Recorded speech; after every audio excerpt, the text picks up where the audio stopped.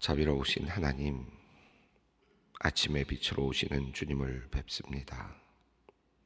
여름의 태양이 장렬하는 열기를 숨길 수 없듯이 온통 밝음으로 다가오시는 주님은 그 무엇으로도 가릴 수 없습니다. 육체의 연약함이 가릴 수 없고 인생살이의 고단함이 가릴 수 없고 세상의 소란스러움이 가릴 수 없습니다. 주님을 향하여 우리의 온 존재를 엽니다. 이 아침에 주님, 그 빛 안에서 온전한 안식 누리기 원합니다. 주님, 우리를 빛으로 인도하사 말씀과 기도의 깊은 지경으로 이끌어 주시옵소서. 만물이 왕성하게 활동하는 이 여름의 초입에 우리의 영적 성장을 위해 기도합니다. 성경이 말씀하시는 바 성령님은 생명력의 원천이십니다. 성령님께 사로잡힌 인생은 모두 열매를 맺게 됩니다. 사랑의 열매를 맺고 기쁨의 열매를 맺고 평화의 열매를 맺고 오래 참음의 열매를 맺고 자비의 열매를 맺고 선행의 열매를 맺고 충성과 온유와 절제의 열매를 맺습니다. 주님께서 말씀하시기를 열매를 맺지 아니하는 나무마다 찍혀 불에 던져진다 하였사오니 그 말씀을 엄중한 경고로 받으며 우리의 삶을 되돌아봅니다. 주님, 우리의 신앙이 무럭무럭 자라나게 하여 주시옵소서. 성령의 열매가 주렁주렁 맺히게 하여 주시옵소서. 그리하여 우리의 삶이 주님의 기쁨이 되게 하여 주시옵소서. 하나님, 이제 다음 주간이면 상반기 지구 성경 공부를 종강합니다. 한 학기 동안 16개 지구의 교우들이 열심히 모여 하나님의 말씀을 듣고 또 나누었습니다.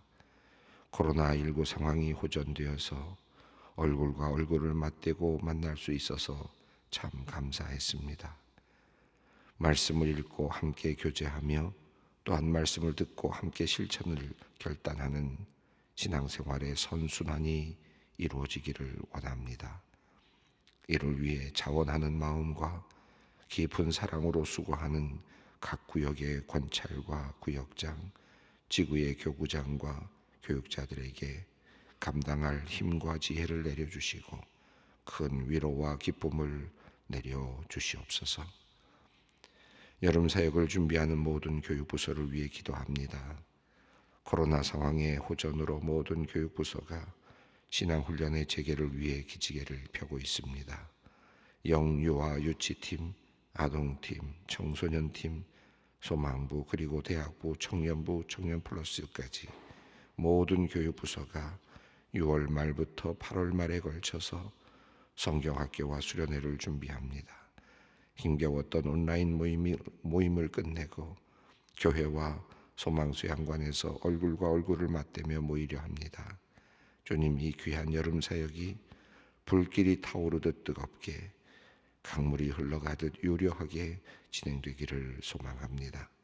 준비하는 교육자와 부장, 부감 모든 교사님들을 붙들어 주시옵소서. 은혜롭고 즐거운 성경학교 수련회 되게 하여 주시옵소서.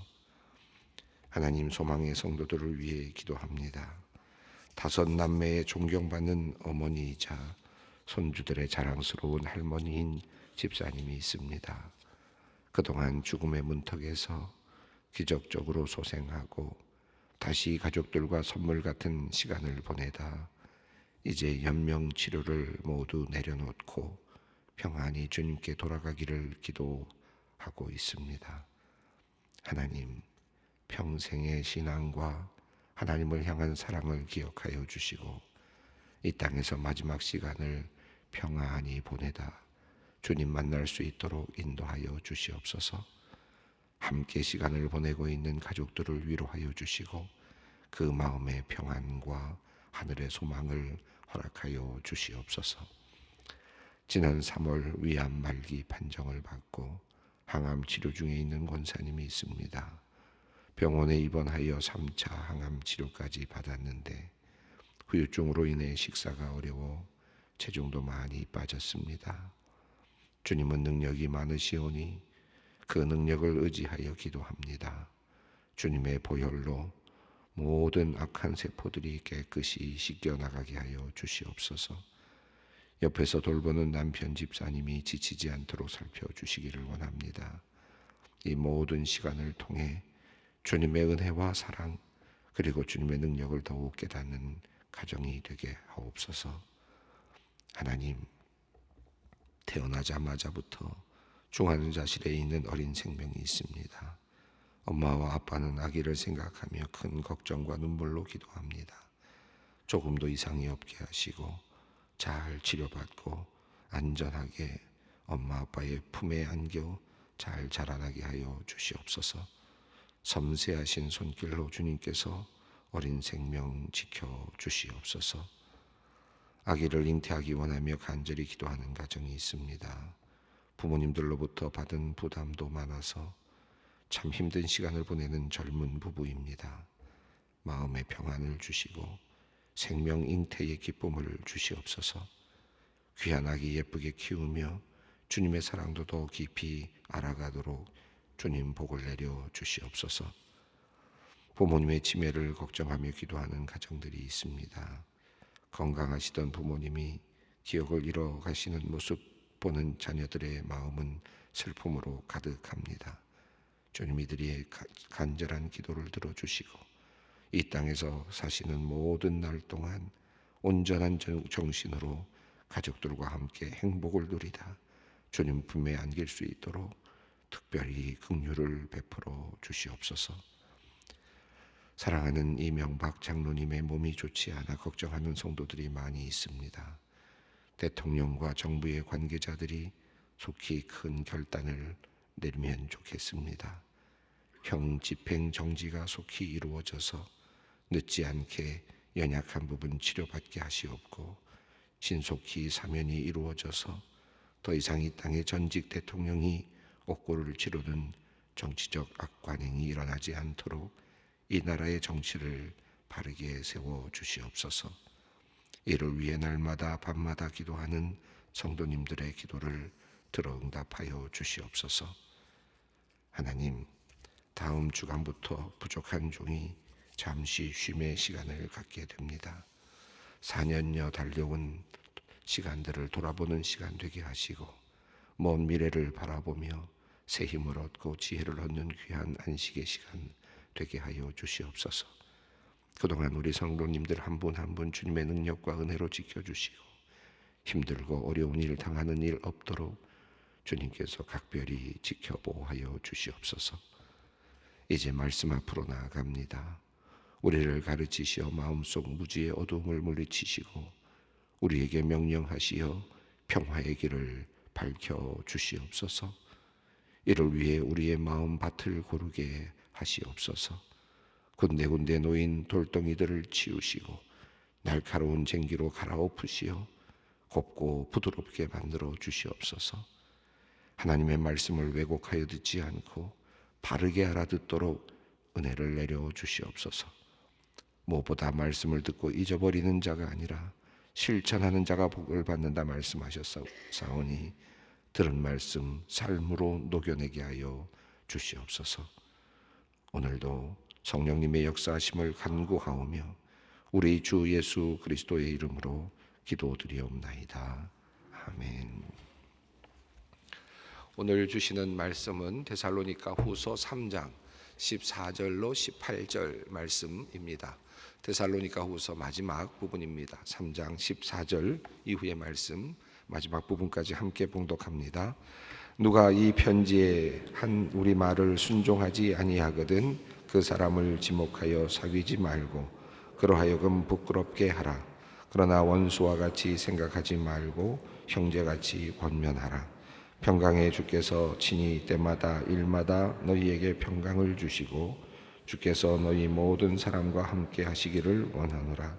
나 바울은 친필로 음란하노니 이는 편지마다 표시로서 이렇게 쓰노라. 우리 주 예수 그리스도의 은혜가 너희 무리에게 있을지어다. 아멘. 우리가 데살로니가 후서 이제 마지막 부분을 읽었습니다. 데살로니가 후서 3장에서는 그 첫 번째로 형제들에게 권면하는, 끝으로라는 말로 시작되면서 권면하는 내용이 있었습니다. 우리를 위하여 기도해 달라라고 그렇게 부탁하면서 사도 바울은 복음이 전파될 수 있게 해달라, 복음이 널리 퍼져나가게 되기를 위하여 기도하라라고 부탁했고, 또 주님의 말씀을 증거하는 사도들, 바울과 같은 일꾼들이 악한 자들로부터 보호받게 해달라, 악한 이들로부터 건짐을 받게 해달라라고 하는 기도를 부탁했습니다. 그리고 이어서 사도 바울은 너희들도 악한 이들로부터 지켜주시기를 원한다라고 그렇게 말씀했습니다. 그렇게 이야기를 하심으로써 기도하라라고 하는 기도에 대한 필요성을 사도 바울이 이야기한 후에 이어서 또 다시 이제 너희는 말씀을 따라 지켜 행하라라고 그렇게 이야기했습니다. 그 말씀을 지켜 행하는 마지막에는 하나님의 사랑, 그리스도의 인내가 있다라고 그렇게 말씀을 하셨죠. 그러니까 말씀을 행하는 그 행동은 단순한 율법처럼 우리가 지켜내는 것이 아니라 깊은 사랑의 자리에까지 들어가는 것이고 예수 그리스도의 삶을 본받는 것이다 라고 하는 사실을 분명하게 말씀했습니다. 그리고 이어서 이제 떠나라라는 말씀을 하셨죠. 그래서 규모 없는 자들, 말씀을 게으르게 행하는 사람들, 그리고 또 전통대로 받은 말씀대로 살지 아니하는 사람들을 떠나라라고 그렇게 이야기했습니다. 기도하라라는 말씀, 그리고 말씀을 따라 살라라고 하는 말씀, 세 번째는 떠나라라고 하는 말씀입니다. 6절부터 시작된 말씀은, 이 떠나라는 말씀은 오늘 본문인 15절까지 한 단락을 이루고 있고 14절, 15절은 이 떠나라라는 말씀의 마지막 부분이라고, 권면의 마지막 부분이라고 할 수 있겠습니다. 그래서 첫 번째는 게으르게 행하는 사람들, 그리고 또 받은 전통 말씀을 따라 살지 않는 사람들에게서 떠나라. 여기서 떠나는 것은 사귀지 말라라는 의미고 교제하지 말라라는 그런 의미이겠습니다. 더 나아가서 출교적인 의미도 있다고 제가 말씀을 드렸습니다.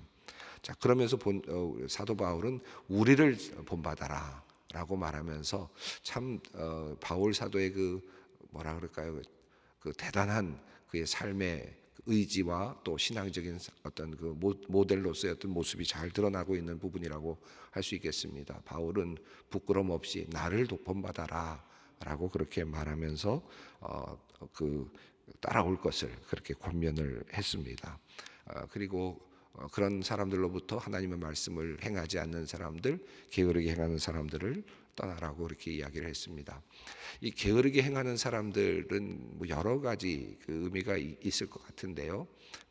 제일 지금 여기서 중요하게 아마 흘러가고 있는 큰 흐름이 있다면, 지식을 자랑하면서 마치 무엇인가를 다 아는 것처럼 와서 사람들에게 또 섬김을 받으면서 자기 자신은 일을 하지 않으면서 어떤 이런저런 이야기로 지혜의 말이라고 하면서 그런 이야기를 사람들에게 함으로써 그냥 놀고 먹고 있는 그런 유랑 설교자들, 이런 사람들을 가리키는 것으로 보여지고, 더 나아가서 종말의 때가 이미 왔다, 종말의 때가 이제 가까이 왔다, 바로 앞에 왔다, 그러니까 우리가 돈을 벌 필요도 없고 더 열심히 일할 필요가 없다, 이제는 그냥 끝이 왔으니까 이제는 그저 기다릴 수밖에 없다 라고 하는 아주 임박한 종말을 이야기하는 그런 사람들, 임박한 종말을 이야기하는 사람들이 이제는 더 이상 무엇을 위해서 양식을 더 만들어 놓을 필요도 없지 않겠습니까? 이제 곧 바로 종말이 다가왔으니까 이제 기다리면 된다라고 생각을 하는 사람들이 도리어 게으르게 행동하고 있는 것을 말하고 있습니다. 그래서 여기서 게으른 사람들 따라가지 말라라고 말합니다. 도리어 그들은 게으르게 행하면서 도리어 계속 일을 만든다라고까지 그렇게 이야기를 했습니다. 12절 말씀, 어제 본문이죠. 데살로니가후서 3장 12절 말씀을 보면 이런 말씀으로 바울은 이렇게 고면합니다. 이런 자들에게 우리가 명하고 주 예수 그리스도 안에서 권하기를 조용히 일하여 자기 양식을 먹으라 하노라. 조용히 일하고 그리고 일하여서 자기 양식을 먹으라 라고 그렇게 이야기를 하고 있습니다. 이 말씀은 고린도전서 4장 14절에서 비슷하게 한번 말씀을 하셨죠. 형제들아, 너희가 형제 사랑하는 것에 대해서는 내가 쓸 말이 없다. 너희가 잘하고 있다 라고 그렇게 이야기를 하면서 각자 조용히 일하고 너희 손으로 일하기를 힘쓰라 하는 말씀을 한번 이미 하셨습니다. 이미 문제가 발생하기 전에도 바울은 그 내용을 이해하고 있었고 또 그런 문제가 이미 나타나고 있다는 사실을 알고 있었다고 볼 수 있겠습니다. 게으르게 행동하고 있는 사람들, 일하지 않고 먹으려고 하는 사람들, 그러면서도 마치 뭔가 지식을 갖고 있는 것처럼, 그래서 종말이 다가왔기 때문에 나는 일하지 않아도 된다라고 말하고 있는 그런 사람들에게 조용히 일하라. 그리고 너희 손으로 일하기를 힘쓰라. 그리고 너희가 만든 너의 노동의 대가로 양식을 먹으라 라고 그렇게 이야기를 하고 있습니다. 이 말씀은 우리가 종말에 앞서부터 2장에서 이어지는 내용은 종말에 관한 내용들이었죠. 이 종말에 대한 이야기를 하면서 지금 일을 하라는 말씀은 어떤 의미겠습니까? 우리가 종말이 온다 할지라도 종말이 바로 앞에 왔다고 할지라도 그렇다 하더라도 우리가 일하는 것을 멈춰서는 안 된다. 미래를 항상 열어놓고 그 미래를 향하여 기다림이 있어야 된다. 내일 종말이 올지라도 한 그루의 사과나무를 심겠다라고 하는 그런 말씀처럼 사실은 마틴 루터가 했다고 하는데 루터의 그 고향을 가보면 그 말이 이렇게 기록이 되어 있는 것을 볼 수 있거든요. 그런데 내일 종말이 오더라도 한 그루의 사과나무를 심는다라는 말과 같은 맥락에 있는 말씀이라고 할 수 있겠습니다. 이제 곧 종말이 온다. 그러니까 이제 더 이상 일할 필요가 없다. 이 말씀을 조금 더 바꿔서 한번 이야기를 해본다면 이렇게 말씀드릴 수 있겠습니다. 나이가 드신 분들이 계세요.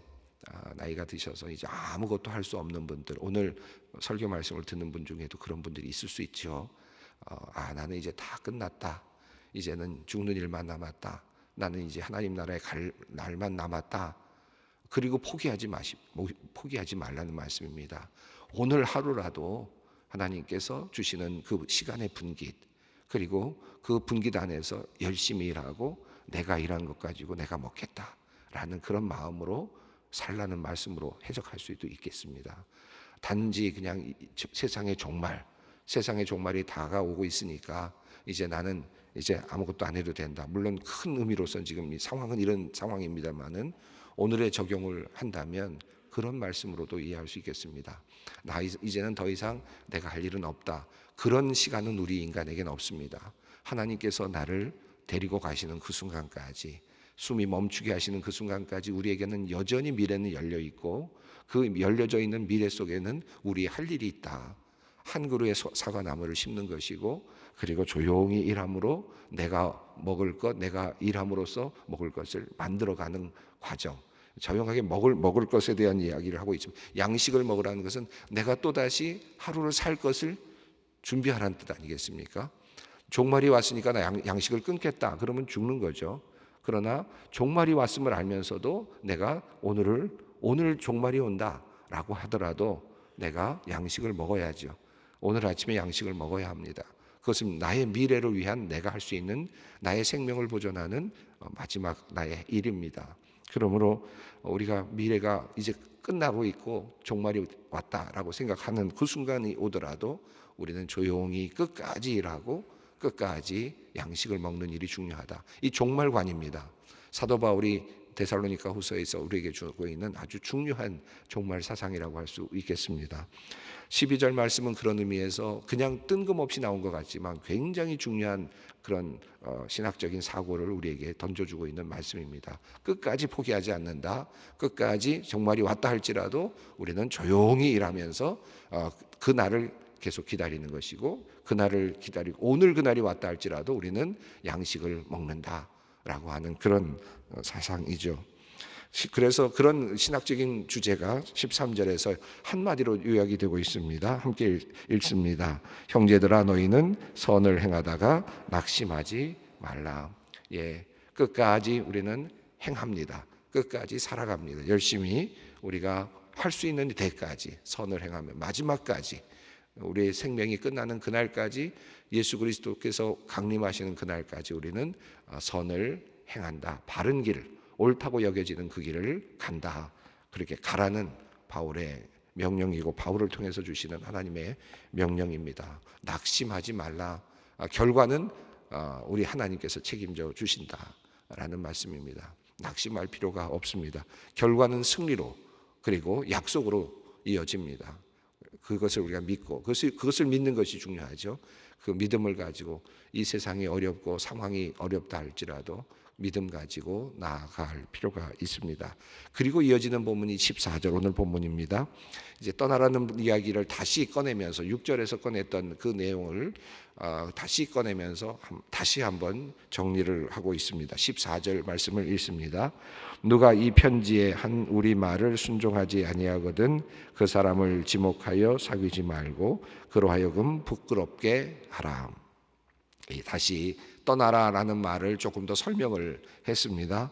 이제 내가 이 편지에 쓴 나의 말, 이 말 데살로니가 후서죠. 전에 보냈던 데살로니가 전서도 있습니다. 이 모든 서신들은 서로 돌아가면서 읽으라고 이미 말씀을 했죠. 데살로니가 전서에서도 그런 말씀을 해서 함께 나누라고 하지 않았습니까? 초대교회는 이 서신서들을 돌려가면서 함께 읽었고 또 사본을 작성해서 함께 돌아가면서 읽었습니다. 늘 예배 때마다 이 서신서들을 읽으면서 그들을 마치 설교를 대신해서 읽고 다시 또 다짐하고 했기 때문에 그 마지막에 이제 축도로 끝나는데 바울의 축복의 기도가 있는데 그것이 축도처럼 여겨질 정도로 이 마지막 읽어 내려가는 모든 말씀 끝까지 읽어 내려가곤 했던 그런 것들을 우리가 초대교회 예배의 현장에서 볼 수가 있습니다. 자, 이 말을 순종하지 아니하거든 그 사람을 지목하여 특별히 조심하여라는 말로 바꿀 수 있겠습니다. 지목하라는 말은 어떤 범죄인으로 취급하라 그런 뜻이 아니라 특별히 조심하라. 그래서 그와 사귀지 말고 사귀지 말아라. 그와 교제하지 말아라. 왜냐하면 그와 교제를 하면 그에게 영향을 받게 되고 또 우리가 변질될 수 있지 않겠습니까? 그러니까 자기 자신을 보호하려고 하는 그런 의미입니다. 저 사람이 하나님의 말씀대로 살아가고 있지 않다면 그 사람과는 조심하고 그리고 신앙적인 교제를 중단하라. 신앙적인 교제를 하지 말아라. 그로 부끄럽게 만들라라고 하는 것입니다. 우리 말을 순종하지 않는다라는 말을 바꾸면은 하나님의 말씀을 따라서 살아가지 않는 사람들, 그리스도인이라고 하면서도 말씀대로 살아가지 않는 사람들이 보이면 우리 성도들 중에서도 우리 신앙생활하면서 그럴 때가 있지 않습니까? 교인이라고 하는데 생활의 방식은 완전히 세상적이고 말씀과는 전혀 동떨어진 사람들이 있다면 조심하라는 것입니다. 조심하라. 그리고 또 그와 사귀지 말아라. 교제하지 마. 신앙적인 교제 안으로 들어가지 마라. 왜냐하면 그것은 나도 오염이 될 수 있기 때문입니다. 도리어 더 나아가서 그 자신이 부끄럽게 되어야 한다.